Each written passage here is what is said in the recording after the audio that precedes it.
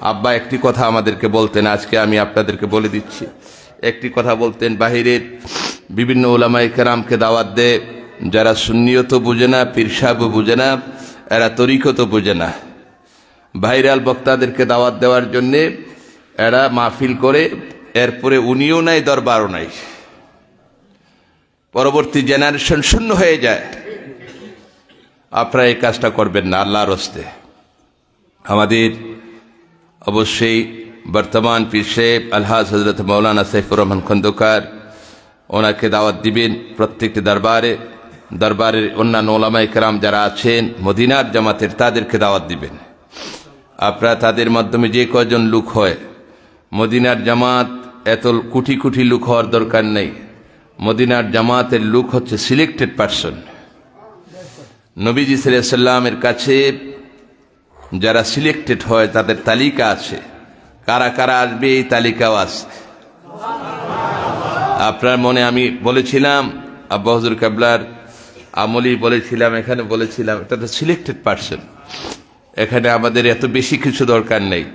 আপনি ইখলাসের সাথে কাজ করেন, মানুষের মাঝে কাজ করেন।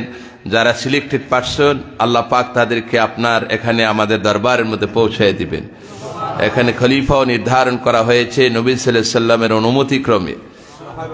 এটা মনে করবেন না যে আপনি হাওয়ার উপরে একজন নিজের পক্ষ থেকে বলা হয়েছে। এই দরবার চলে মদিনার রওজা পাক থেকে নবী সাল্লাল্লাহু আলাইহি ওয়াসাল্লামের নির্দেশনায়। অতএব আপনারা এই বিষয়গুলো খেয়াল করবেন। এখানে অনেক খলিফা আছেন, অনেকেই রাত্রে কথা বলেছেন, আলোচনা করেছেন। বিশেষ করে আব্বা হুজুর কেবলা থাকতে আমাদের ইসলামিয়া আরবি বিশ্ববিদ্যালয়ের সম্মানিত ভাইস চ্যান্সেলর সাবেক জনাব প্রফেসর ডক্টর আহসানুল্লাহ স্যার উপস্থিত আছেন, অন্যান্য খলিফারা আছেন। স্যার দু একটি কথা একটু স্মৃতিচারণ করবেন, এরপরে বড় ভাই আপনাদের সকলকে নিয়ে তালিম তাওয়াজ্জুহ দিয়ে দোয়া করে দেবেন ইনশাআল্লাহ। অনেকে দূর দূরান্তে যাবেন।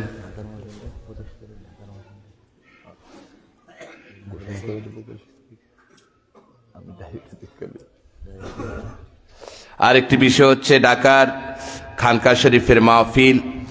আমরা কেন্দ্রীয় মাহফিল ঢাকাতে আমাদের আন্তর্জাতিক যে সম্মেলনটা হয়, এবারও ইনশাআল্লাহ হবে।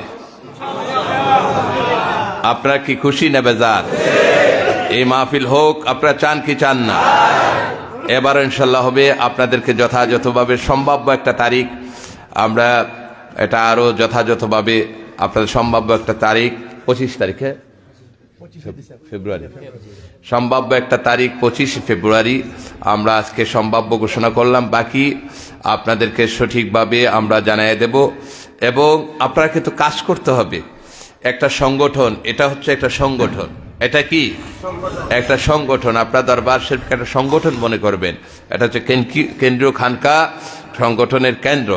এই কেন্দ্রকে আপনারা ঘুরে, কেন্দ্রকে অবলম্বন করে সবাই কাজ করবেন।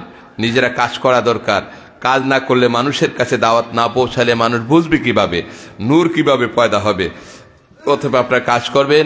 আমরা ইনশাআল্লাহ আব্বা হুজুর কেবলা যেভাবে যা করেছে, আমরা সর্বাত্মকভাবে এগুলোকে আঁকড়ে ধরে রাখার চেষ্টা করব ইনশাআল্লাহ। আপনারা কি রাজি আছেন কি নাই?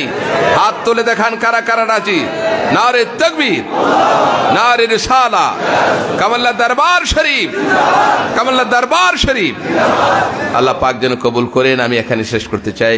আমাদের ভাইস চ্যান্সেলর মহোদয় সাবেক আলহাজ ডক্টর আহসানুল্লাহ স্যার একটু স্মৃতিচারণ করবেন। স্যার আমাদের এখানে আসেন, আপনারা কত বড় মহব্বত করেন চিটাগাং থেকে। খুব আমরাও বেশি একটা যোগাযোগ করি না, যাদের এখন মহব্বত করে উনি তখনও এসেছেন, এখনো আসছেন।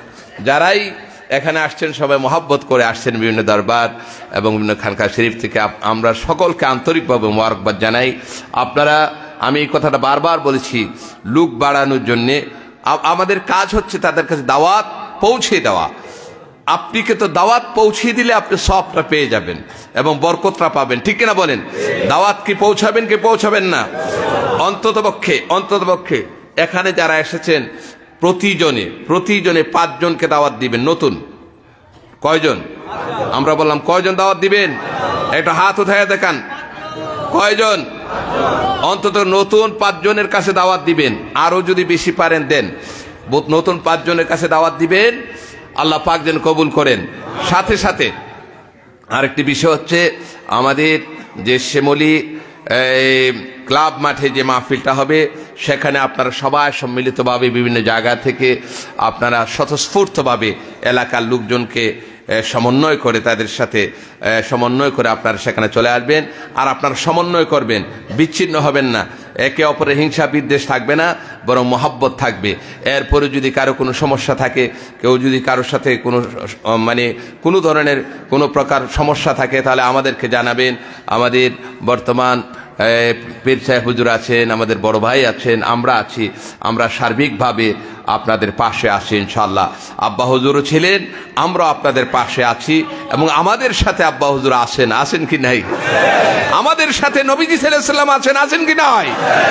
আল্লাহ পাক যেন কবুল করেন। স্যার একটু অনুরোধ করছি স্যারকে একটু কিছু স্মৃতিচারণ করার জন্য। আসসালামু আলাইকুম ওয়া রাহমাতুল্লাহি ওয়া বারাকাতুহু।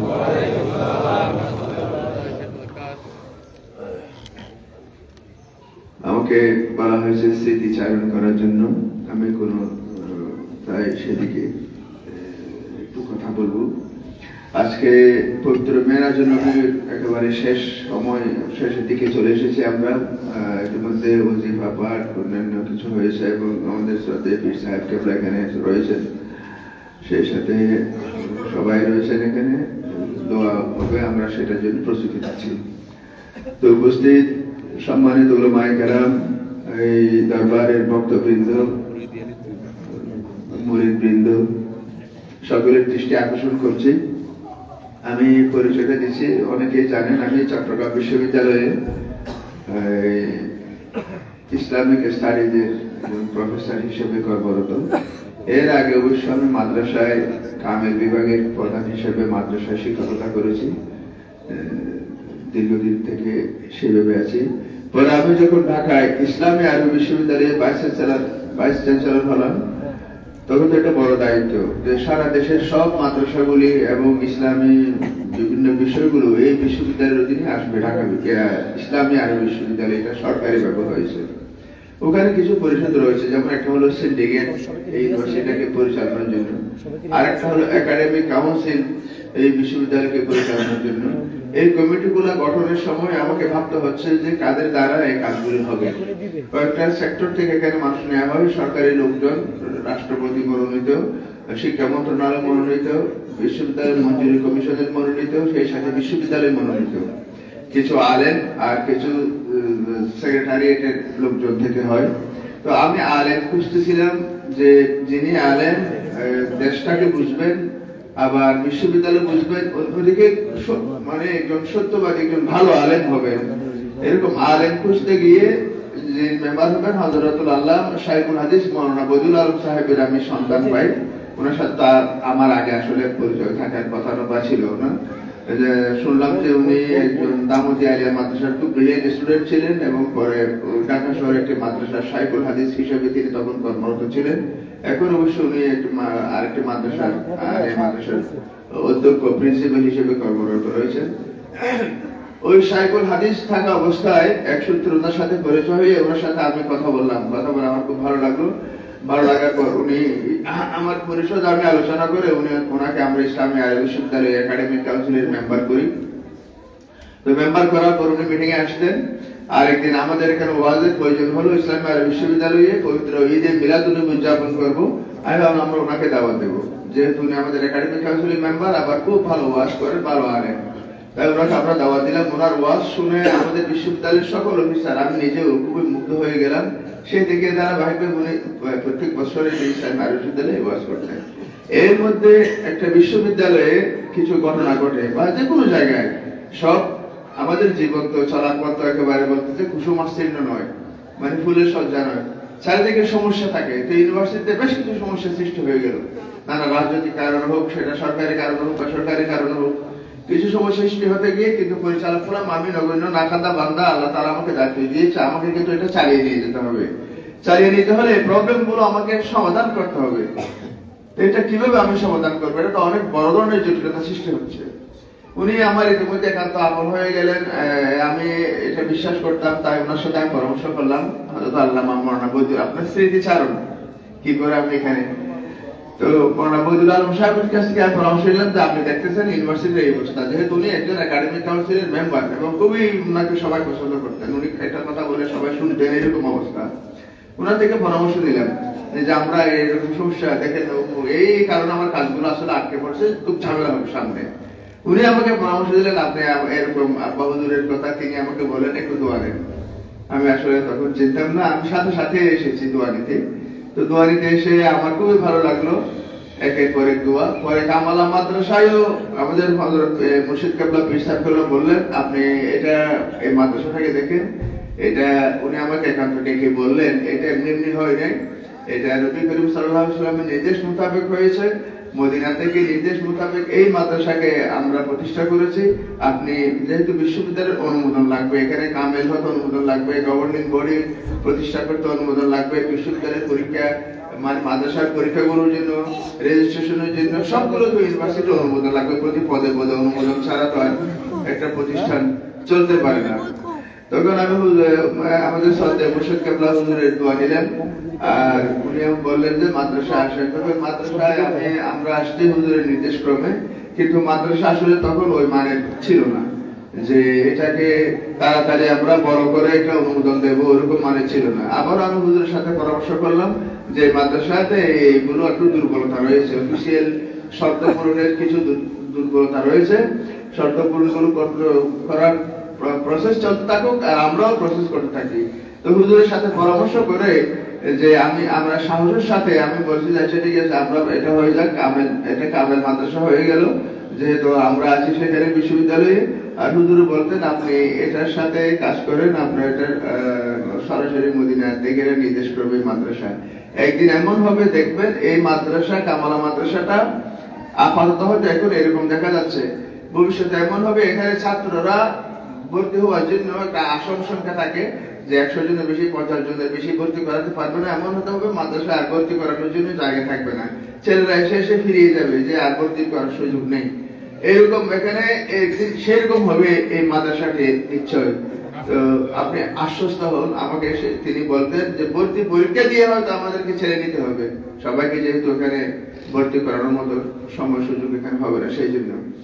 এরপর আমি আসলাম, কামেল করার সিদ্ধান্ত হলো, খুলতেছে বিশাল বুখারী শরীফ সিহাসিত্তার গ্রন্থ আমাকে দাওয়াত দিয়ে নেওয়া হলো এবং পাঠদান আমি অবাক হয়ে গেলাম যে মূল্যবান মূল কিতাব, এখানে কোনো প্রচার করা বা অন্য দ্বিতীয় স্তরের কিতাব সেগুলো নয়, মূল কিতাবগুলো হুজুরের নির্দেশ ক্রমে অতি দ্রুত এই মাদ্রাসায় কিতাবের যেগুলো কামেলের জন্য বিশেষভাবে লাগবে, সেই সাথে ইয়ারের জন্য তিনি নিয়ে আসলেন।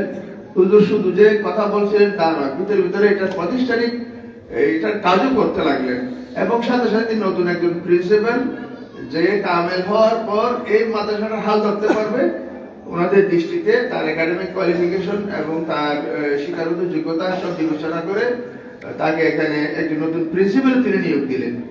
কিভাবে পরিবর্তনটা দেখেন, সাথে সাথে পরিবর্তন হতে থাকলো মাদ্রাসায়। তখন মাদ্রাসা একের পর এক উন্নতি হতে লাগলো। এরপর তো মাদ্রাসা বড় মাঠ বা আরো অনেক কিছু হয়ে গেল। এটা হলো মাদ্রাসাতে আমাদের রিলেটেড। তো আবার ফিরে আসি ইসলামী আলোচনার সেই সমস্যার কথা। আমি আবার মাওলানা বদিউল আলম সাহেবের কাছে যাই। আমার আবার একলা হুজুরের কাছে যেতে ইচ্ছা হতো না যে হুজুর আমার এটা সমস্যা আছে, দোয়া করেন। আমি আগে ওনাকে ধরতাম, এটা কেন জানি এটা আমার হয়ে যেত। আপনি না, আপনি আসেন, আপনি এখন না, আপনি জানা বলেন, অসুবিধা নেই। কারণ এর মধ্যে তো আমার পরিচয় হুজুরের সাথে বেশ কয়েকবার। ও ঢাকা, ওখানে যেতাম, ঢাকা যেটা শ্যামলীতে যেটা খানকা আছে হুজুরের দরবারে যেতাম। তো সেখানে আমি মাওলানা বদিউল আলম সাহেব উনি আমাকে সহযোগিতা করতেন, হুজুরের কাছে যেতাম। তো হুজুরকে দেখতাম যে কোনো ভাব গম্ভীর নাই, কোনো আড়ম্বরতা নেই, কিছু ইসলামিক জ্ঞান আছে সেটা দেখানোর জন্য মানে বহস তোলা, বিষয়গুলো তুলে এনে কিছু নিজে থেকে কিছু কথা বলবে যে এটা আমিও জানি, আপনারা আরেক হলে কি হবে, ওগুলো আমার আসলে পড়া আছে। এরকম আমরা অনেক জায়গায় দেখেছি। হঠাৎ করে একটা সূত্র ধরে কেউ একটা পীর সাহেব বলে দিলেন যে মাইয়ুরিদিল্লাহু বিহি খায়রান ইউফাক্কিহু ফিদ্দীন, যে আল্লাহ যাকে পছন্দ করবে তাকে দ্বীন শিক্ষা দিবেন। তাহলে বলেন তো আল্লাহ কাকে পছন্দ করবে না? আল্লাহ থেকে অভিশাপ হবে নাকি? পছন্দ করবে তাকে দিবে। তাহলে বোঝা যায় কাউকে পছন্দ করে না। ইউরিদুল্লাহু বিহি খায়রান ইউফাক্কিহু ফিদ্দীন। তো এরকম একটা জটিল প্রশ্নের অবতারণা করে হুজুররা, কেউ যদি একটু নিজের জ্ঞানটাও আমিও জানি, এটা বোধহয় ওনারা জানা দরকার, তা না হলে আমাকে মানবে কেন? এরকম যদি অনুভূতি কারোর মধ্যে এসে থাকে, কেউ কম থাকে, কারো বেশি থাকে, কারো একবারে নাও থাকে, আপনারা ওইগুলো উপলব্ধি করতে পারেন। মানুষ হিসেবে এগুলো অনেকের থেকেই যায়। হুজুর কিন্তু কোনোদিন এই জ্ঞানটা দেখানোর জন্য হুজুরের মধ্যে আমি কোনোদিন দেখিনি। কিন্তু যখন মাহফিলে বসতাম তখন দেখলাম পবিত্র কোরআনের আয়াতের হুজুর যেভাবে ব্যাখ্যা করতেন, হাদিসের যে ব্যাখ্যাটা করতেন, দুটো জিনিস আমি সেখানে দেখেছি। একজন নিজে আলেম হিসেবে আমি অনেক মাস শিক্ষকতা করেছি, শিক্ষক হিসেবে আমরা যথেষ্ট মানে ছেলেদেরকে পড়াইছি। আসলে ওটাই আমাদের মূল প্ল্যাটফর্ম ছিল। এই ক্লাসে কিতাবগুলো আমরা পড়াইতাম, বড় বড় কিতাবগুলো। হুজুর কাছে আমি দুটো জিনিস দেখেছি। একটা হলো সঠিকভাবে অর্থগুলো তিনি করতেন, এই কোরআনের আয়াতের মানে শুদ্ধ অর্থ, তারপরে শুদ্ধ ব্যাখ্যাটা করতেন। সঠিক শুদ্ধ অর্থ, শুদ্ধ ব্যাখ্যাতে কোনো দিকে মানে এদিক সেদিক যেত না হুজুরের কোরআন এবং হাদিসের আয়াতের মধ্যে। এরপরে ব্যাখ্যাতে তিনি চলে যেতেন রিলেটেড সংশ্লিষ্ট ব্যাখ্যা কতগুলো থাকে, কি কারণে কি হলো, কি কারণে এটা আসলো, কি কারণে এটা আসলো, একেবারে অভিজ্ঞ তাফসীরকাররা যেভাবে করতেন, শুদ্ধতার চর্চা যেটা আমি বলতেছি হুজুরের মধ্যে যেটা ছিল সেটা তিনি করতেন। আর একটা জিনিস করতেন, ওই আয়াত এবং রসুল থেকে আমরা রুহানি, আমরা আসলে কি নেব, এতক্ষণ তো হলো জ্ঞানের কথা, তো সেই জ্ঞান থেকে যার যেটা দরকার সে সেটা নিয়ে নেয়। এই জ্ঞান থেকে আমরা নিলাম, আমরা আল্লাহ রসুলের প্রেম নিলাম, এই জ্ঞান থেকে আমরা আল্লাহর প্রেম নিলাম, আল্লাহর ভালোবাসা নিলাম, এই জ্ঞান থেকে আমরা আমাদের তরিকতের যে এলমি বিষয় আছে সেগুলো আমরা গ্রহণ করলাম। এই দুটি ধারা এখানে তিনি কিন্তু প্রায় বক্তব্য রাখতেন, এটা আমি লক্ষ্য করেছি। তো হুজুরকে দেখতাম ঢাকা খানকায়, কিন্তু তেমন আড়ম্বরতা নেই, বাদ গম্ভীর্য নেই, স্বাভাবিকভাবে চলাফেরা করতেন। তো আমিও দেখতে আমার ভালো লাগলো। আর আতিথ্যতা করতে যথেষ্ট মানে অতিথি পরায়ণ, এটা খুব দেখেছি। একের পরে জটিলতা সৃষ্টি হতে লাগলো ইসলামী আরবি বিশ্ববিদ্যালয়ে। আমি আর মৌলানা ফজল আলম সাহেবকে চাইলাম না যে আমাকে এটা আপনি যে বললেন হুজুর এরকম একটু আমাকে একটু পরিচয় দিলেন তিনি, যে উনি আধ্যাত্মিকভাবে হুজুর এরকম আপনার নতুন আসছে সেই জন্য আমি তাহলে আমার এগুলো ঠিক করে দেন। আমি ডাইরেক্ট কথা বললাম, তাহলে এগুলো হুজুর বলেন আমার এগুলো ঠিক করে দেবো। উনি বলেন হ্যাঁ আপনার ঠিক হয়ে যাবে। উনি আমাকে প্রথমে 100% শিওর করলেন, হয়তো দুনিয়াবি ভাবে এভাবে শিওর অনেকেই করেও না বা করাটা, কিন্তু মানসিক যখন দৃঢ়তা এসে যায় তখন অনেকে করবে আপনারটা হয়ে যাবে। যেমন আমি একজনকে করেছিলাম, একজন ছেলের বিয়ে হচ্ছিল না, আর তুমি আমার সাথে আসা জায়গায় নিয়ে যাবো, সেখানে কাজটা করে তোমার বিয়ে হবে বলেছে একটা বিশ্বাস থেকে, সত্যি থেকে তার বিয়েটা হয়েছিল। তো মানুষ বিশ্বাস থেকে এগুলো কিছু বলতেই পারে। তো উনি আমাকে বললেন, উনি যে মানসিক দৃঢ়তা নিয়ে মনোবল সব বললেন, আমি বললাম বোধহয় আমার এই সমস্যাটা সমাধান হবে। আমি আর কিছু না করে একেবারে 100% বিশ্বাস করে হুজুরের নিকট আমার সব কথাগুলো বললাম। এটা আসলে আমার ব্যক্তিগত ছিল না, পাবলিক বিশ্ববিদ্যালয় চালাতে গিয়ে প্রবলেম গুলো ছিল। তার কারণ আমার ইচ্ছে ছিল এই পাবলিক বিশ্ববিদ্যালয়ে আমার মেয়াদ যতদিন আছে আমি চেষ্টা করে যাবো তওয়াক্কুল আল্লাহ। আমরা ইসলাম ধর্মে বিশ্বাসী, আমরা দুনিয়ার ব্যবস্থাগুলো নিলেও আল্লাহর রহমত ছাড়া যে আমি পারবো না, এটা আমাদের একবারে 100% বিশ্বাস। আমি যতই দুনিয়ার ব্যবস্থাগুলো নিই না কেন সমস্যাগুলো সমাধান করতে আপনাকে দুনিয়ার ব্যবস্থাও নিতে হবে, কিন্তু আল্লাহর কাছে কবুল করাই নিতে হবে। আল্লাহর কাছে কবুল করাই নেওয়ার পর তারপর দুনিয়ার সব ব্যবস্থা, টাকা পয়সা দিয়ে হোক, মানুষ লোক ধরা হোক, আপনার সমস্যাটা সমাধান হবে। এমনি হবে না আসলে জিনিসটা। একে দেখতেছি না, আমি মোটামুটি একটা স্থিরতার প্রতি চলে আসতেছি। হঠাৎ করে তো একটা কিছু হয়ে যায় না। এটা তো এমন হয় যে দিনকে রাত হয়ে যাবে, রাতকে দিন হবে। আপনারা মনে করেন, অনেকে মনে করে যে কারামত মানে এনে নারকেল গাছ শুধু দেখলো ধুমুর করে নারকেলের শুধু দেখলো ধুম করে নারকেল গুলো পরে গেল, এগুলোকে অনেকে কারামত মনে করে। এগুলো আসলে ধারণা কতগুলো ভুল ধারণা। এই ধরনের জিনিস নয়। সত্যিকার কারামত বা সত্যিকার এ তো আসলে দেখা যায় না। নীরবে নিবৃতে ধীরে ধীরে এগুলোর জন্য সবর করতে হয়, ধীরে ধীরে হয়, আর নিজেকে বুঝে নিতে হয় কেন কি হচ্ছে এই জিনিসগুলো, কেন হচ্ছে। তো আল্লাহ রহমত, আমি হুজুরকে ক্লিয়ার পরিষ্কার করে বললাম। একাধিকবার বলতে হয়েছে আমাকে হুজুরকে, এক পরে একটা ঘটনা মোনা বদিলাল সাহেবের সাক্ষী আছেন তিনি। তারপরে আশা করি সত্যি সত্যি সমাধান হয়ে গেছে আলহামদুলিল্লাহ। এবং আমার আল্লাহ রহমত মেয়াদও শেষ, সবগুলো সমাধান এবং ভালোভাবে সমাধান হয়ে এগুলো হয়েছে, কোনো প্রবলেম আর বিশ্ববিদ্যালয়ের গতিটাও এগিয়ে গিয়েছে। এই জন্য আজকে আমি শুকরিয়াও করতে হবে আমাকে, যেরকম মোনা বদিলাল সাহেব তিনি আমাকে একটা সূত্র লাগে, তো ওনার প্রতি আমার শুকরিয়া, আল্লাহর প্রতি শুকরিয়া, হুজুর কেবলার প্রতি শুকরিয়া জ্ঞান করছি। এবং আমি আবার আমার সমস্ত কাজ সম্পূর্ণ সমাধান করে চট্টগ্রাম বিশ্ববিদ্যালয়ে গিয়ে আবার আমার ডিপার্টমেন্টে যেহেতু আমার চাকরির বয়স আছে, আবার চট্টগ্রাম বিশ্ববিদ্যালয়ে ইসলামিক স্টাডি বিভাগে যোগদান করে এখনো প্রফেসর হিসেবে সেখানে আমি কর্মরত রয়েছি। তো আমি এতটুকু স্মৃতিচারণ করলাম। সময় শেষ। একটু আগে আমাদের মদিনা জামাতের প্রধান খলিফা হযরত আল্লাহ মাওলানা বদিউল আলম সাহেব কিভাবে কথাগুলো বলেছেন, আপনারা একটু লক্ষ্য করেছেন কিনা আমি দেখি, আশা করি লক্ষ্য করেছেন।